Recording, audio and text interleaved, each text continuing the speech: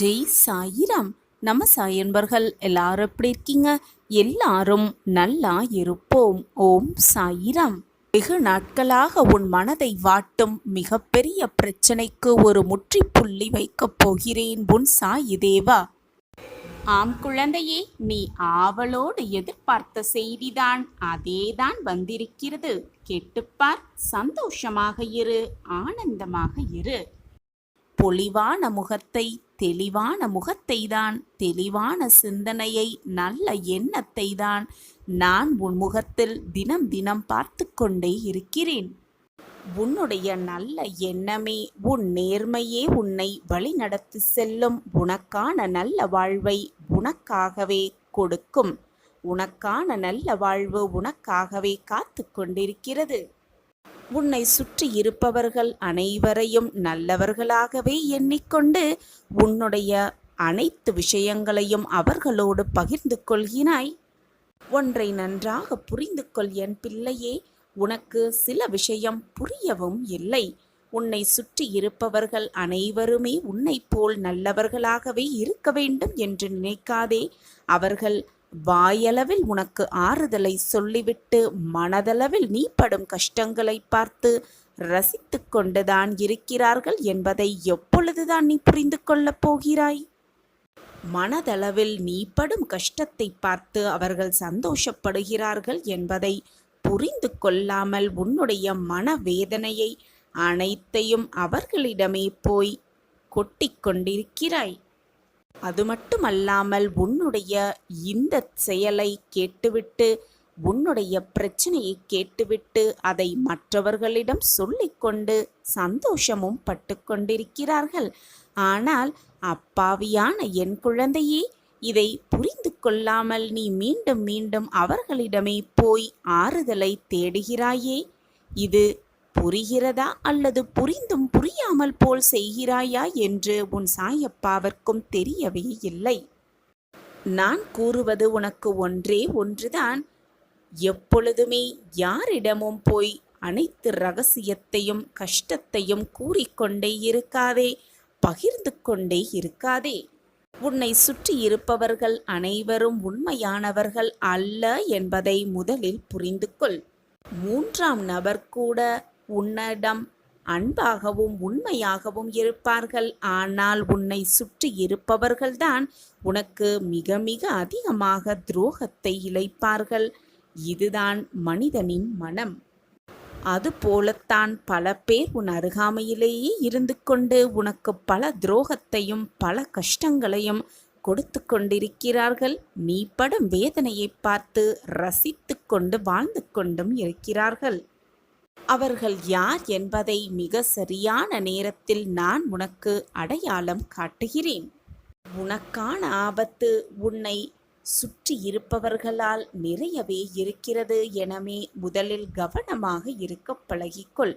எது வந்தாலும் என்னதான் நிகழ்ந்தாலும் சாயப்பா எனக்கு உறுதுணையாக இருக்கிறார் என்ற மன அமைதி மட்டும், மன தைரியம் மட்டும் உன்னிடம் இருந்தால் போதும். நீ நினைப்பது போல் எல்லாமே உனக்கு வசமாகும். நீ என்ன எண்ணுகிறாயோ அதுதான் உன் வாழ்க்கையாகவே விடுகிறது. எண்ணும் எண்ணங்களே உன்னை தீர்மானிக்கவும் செய்யும். இனிமையான எண்ணங்களோடு இந்த உலகில் மகிழ்ச்சியுற்று வாழ பேராசை என்பதை ஒழித்து மன நிம்மதி என்ற விலைமதிப்பெற்ற செல்வம் பெற முயன்று கொண்டே இரு. மன நிம்மதியோடு இரு. தேவையானதற்கு மட்டுமே ஆசைப்படு. உனக்கு கிடைத்ததை வைத்துக்கொண்டு சந்தோஷமாக வாழ பழகிக்கொண்டாலே நீ ஏமாற்றத்தை முற்றிலுமாக தவிர்த்துவிடலாம். மற்றவர்களை பார்த்து கோபப்படுவதோ பொறாமைப்படுவதோ சகித்து கொள்வதோ, நமக்கெல்லாம் அவர்கள் போல் வாழ்வு கிடைக்கவில்லையே என்று ஏங்கி தவிப்பதோ வேண்டாத செயல். இறைவனுக்கு தெரியும், உன்னை படைத்த இறைவனுக்கு தெரியும் யார் யாருக்கு என்ன கிடைக்க வேண்டும் என்பது உன்னை படைத்த இறைவனுக்கு தெரியும் தானே. எனவே அனைத்தையும் அவர் கைகளில் ஒப்படைத்துவிடு. உனக்கு தேவையானது தேவையான தருணத்தில் தேவையான நேரத்தில் எல்லாமே உனக்கு சுகமாக கிடைக்கும்படி நான் வழிவகை செய்வேன். நீ ஏங்கும் விஷயம், உன் மனதில் இவ்வளவு ரணங்களை ஏற்படுத்தியிருக்கும் விஷயம் உன் வாழ்க்கைக்கு எவ்வளவு தேவையானது என்பது உன் சாயப்பாவிற்கு தெரியாமல் சென்று விடுமா, அல்லது எனக்கு புரியாமல் தான் விட்டு விடுவேனா? உனக்கு வேண்டியதை உனக்கு தேவையான தருணத்தில், உனக்கு தேவையான நேரத்தில் எல்லாம் உனக்கு கிடைக்கும்படி நான் வழிவகை செய்து கொண்டுதான் இருப்பேன். என் பாதத்தை வணங்கி நித்தம் நித்தம் சாயியே சர்வதம் என்று நம்பிக்கொண்டிருக்கும் என் பிள்ளையை நான் விட்டுவிடுவேனா? நீ துவண்டு போகும் சமயத்தில், யாரும் இல்லை, யாருமே இல்லை என்று கலங்கும் நேரத்தில், நான் உனக்காக ஏதோ ஒரு உருவில் உன்னுடன் துணையாக நின்று கொண்டிருக்கிறேன் என்பதை மறந்து விடாதே. நீ எதை விதைக்கிறாயோ அதைதான் அறுவடை செய்வாய். உன் தேவைகள் நிச்சயமாக நிறைவேறும். என் மீது முழு நம்பிக்கை வைத்து நீ செயல்படும் ஒவ்வொரு காரியங்களும் உனக்கான வெற்றியை கொண்டு வந்து சேர்க்கும். நான் இங்கே இருக்கும் பொழுது உனக்கு ஏன் பயம்? ஓடிக்கொண்டிருக்கும் நதியை தடுத்தால் அது இன்னொரு பாதையை தேடும். அதுபோலத்தான் உன் வாழ்க்கையும். விலகுபவர்களை விட்டுவிடு, விரும்பி வருவோரை ஏற்றுக்கொண்டு சந்தோஷமாக வாழ பழகிக்கொள். நான் இங்கே இருக்கும் பொழுது உனக்கு ஏன் பயம்? நல்லது நடக்கும். உன் வாழ்வில் நல்லது மட்டுமே நடக்கும். ஆனந்தமாயிரு. நான் இருக்கும் பொழுது உனக்கு ஏன் பயம்? நீ எந்த திசையில் செல்கிறாயோ அந்த திசையில் உனக்கு முன்பாகவே சென்று உனக்கு காட்சி தருவேன். என்னுடைய குழந்தையை காப்பதைத் தவிர வேறு என்னத்தான் வேலை இருக்கிறது எனக்கு? உன்னை எல்லோரும் அவமானப்படுத்துவது போல, கைவிட்டது போலவும், எல்லாமே இருந்தும் எதுவும் இல்லாதது போல தோன்றினாலும், எல்லாரும் இருந்தும் அனாதையைப் போல இப்பொழுது நீ உணர்ந்து கொண்டிருந்தாலும், அனைத்தையும் நான் அறிந்து கொண்டுதான் இருக்கிறேன். நீ சொல்லிதான் எனக்கு தெரிய வேண்டும் என்றில்லை. கவலைப்படாதே, நான் இருக்கிறேன். உன்னோடு என்றென்றும் நான் இருந்து கொண்டுதான் இருக்கிறேன். உனக்கானது உனக்கு கிடைக்கும் நேரம் வந்துவிட்டது. உன் முயற்சிக்கான பலன் கிடைக்கப் போகிறது. சாய் அப்பாவின் ஆசியோடு நிறைவேறும் அனைத்துமே. நம்பிக்கையை மட்டும் இழந்து விடாதே. நான் இங்கே இருக்கும் பொழுது உனக்கு ஏன் பயம்? பொறுமையாக செயல்படு. அவசரப்பட்டு எடுக்கப்படும் எந்த ஒரு முடிவும் சரியே ஆகாது. கோபம் வரும் பொழுது என்னை நினைத்துக்கொள். ஓம் சாயிராம், ஓம் சாயிராம் என்று மனதார சொல்லிக்கொண்டே இரு, கூறிக்கொண்டே இரு. அனைத்தும் சரியாகும், அனைத்துமே சரியாகும். என்னுடைய ஆசிர்வாதத்தால் இதுவரை உன் வாழ்க்கையில் நீ இழந்தது, நீ விரும்பியது அனைத்தும் உன்னிடமே வந்து சேரும். அதனால் எதை பற்றியும் கவலைப்படாதே என் செல்லமே. எது நீ இழந்தாலும், எது உன்னை விட்டு சென்றாலும், எது உன் மனதை காயப்படுத்தினாலும், உன் சாயப்பாவை மட்டும் நீ விலகவே இல்லை குழந்தையே. நானும் உன்னை விலகவே மாட்டேன். உன் சாயப்பா உன் மீது காட்டும் பரிவையும் பாசத்தையும் அன்பையும் நீ இதுவரை இழக்கவே இல்லை. ஆனால் உன்னை சுற்றி நடக்கும் பிரச்சனைகளிலும் சூழ்நிலைகளும் நீ உன் சாயப்பா மீது வைத்திருக்கும் நம்பிக்கையை சில சமயம், சில நேரங்களில் இழந்துவிட்டு குழம்பிக் கொண்டிருக்கிறாய். அதனால்தான் நான் அனைத்தையும் இழந்துவிட்டேன், எனக்காக யாருமே இல்லை, கவலைக்கு கூட தோள் சாய யாருமே இல்லை, என் வாழ்க்கையில் என்னை மீட்டெடுக்க எவருமே இல்லை என்று புலம்பிக் கொண்டிருக்கிறாய். உன்னையும் வேதனைப்படுத்தி கொண்டு எப்பொழுதுமே உன் அருகில் இருக்கும் உன் சாயப்பாவையும் போட்டு குழப்பிக் கொண்டிருக்கிறாய் என் கண்மணியே. ஒன்றை நன்றாக புரிந்து கொள் என் கண்மணியே. நீ என்ன எடுத்து வந்தாய், இப்பொழுது நீ இழந்து கொண்டிருக்கிறாய் என்று நினைத்து கொண்டிருக்கிறாய். எதையுமே நீ எடுத்து வரவும் இல்லை. இப்பொழுது நீ இழந்தது எதுவும் பெரிதாக இழந்து விடவும் இல்லை. உன்னுடைய கர்ம வினையின் காரணமாகவே இதுவெல்லாம் உன் வாழ்வில் நடக்கிறது என்பது உனக்கு புரிகிறதா, அல்லது புரிந்தும் புரியாதது போல் இருக்கிறாயா?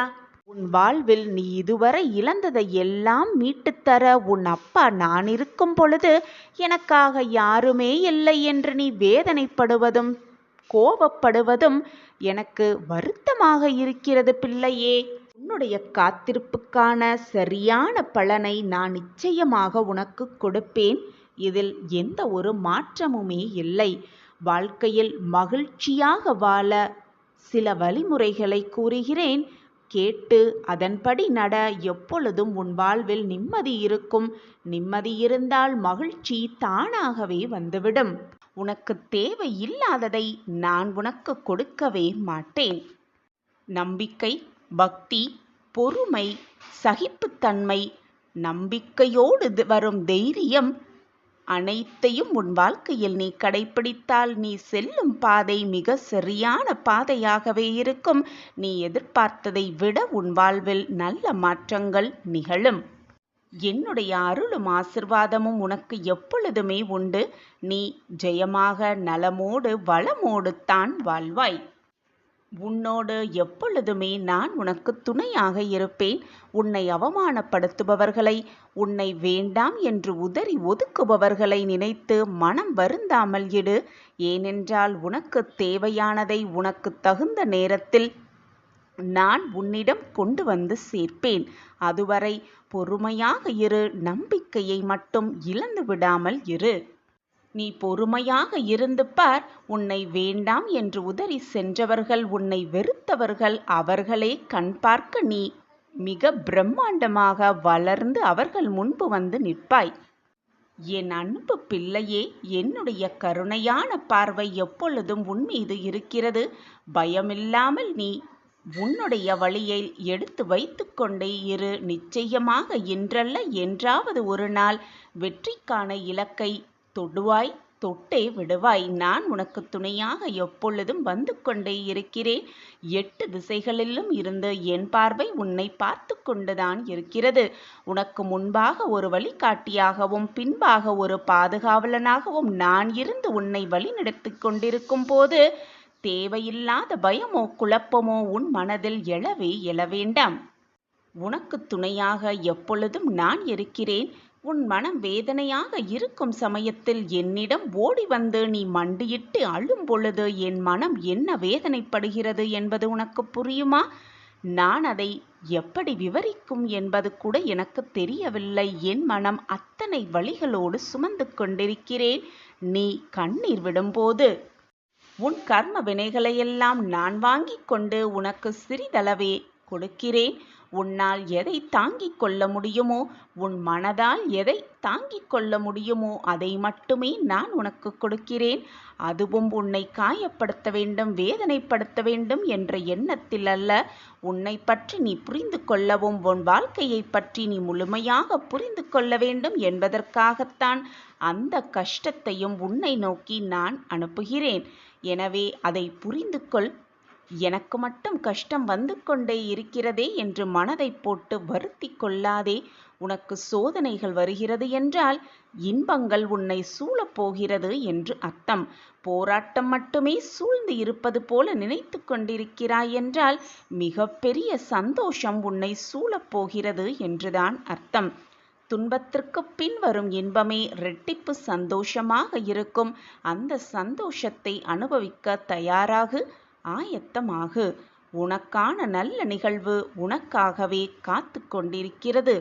எனவே வீணாக நிராபகரிப்புகளை கண்டு மனமுடைந்து நம்மை வெறுத்து விட்டார்கள், நம்மை நிராகரித்து விட்டார்கள் என்று நீயே தவறாக எண்ணிக்கொண்டு உன்னையும் வேதனைப்படுத்தி கொண்டு உன்னை சுற்றி இருப்பவர்களையும் வேதனைக்கு ஆளாக்காதே. உன் மனம் விரும்பும் மகள நிகழ்வு கூடிய விரைவில் உன் வாழ்வில் நிகழும்.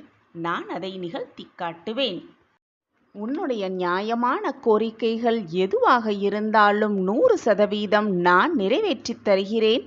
உன் சாயிபாபா மீது உனக்கு நம்பிக்கை இருக்கிறதல்லவா? அப்படி இருந்தால் நம்பிக்கையோடு இரு, பொறுமையாக இரு. சாயி சாயி என்று சொல்லிக்கொண்டே இரு. உன் மனதில் ஒரு புது தெம்பு உணர்வதை நீயே உணர்ந்து கொள்வாய். நான் இருக்கிறேன். எதற்கு நீ கவலைப்பட்டு கொண்டே இருக்கிறாய்? ஒரு செயலை செய்ய தொடங்கும் போது வருவது நம்பிக்கை. பல செயல்களை முடித்து காட்டும் போது வருவது சந்தேகமில்லாத நம்பிக்கை. தொடர்ந்து நாம் சொல்வதை எல்லாம் செய்து காட்டும் போது வருவது நம்பிக்கை மேல் நம்பிக்கை. அந்த நம்பிக்கை மேல் நம்பிக்கை வந்துவிட்டது என்றால் நீங்கள் தன்னம்பிக்கை பெற்றவராய் ஆகிவிட்டீர்கள் என்றுதான் பொருள். அலைகள் இல்லாமல் கடல் இல்லை என்பது போல பிரச்சனை இல்லாமல் வாழ்க்கை என்பது இல்லவே இல்லை. பிரச்சனை என்று ஒன்று வந்துவிட்டால் அதால் மனதில் போட்டு பயந்து கொண்டு மனமுடைந்து நொறுங்கி போகவே கூடாது.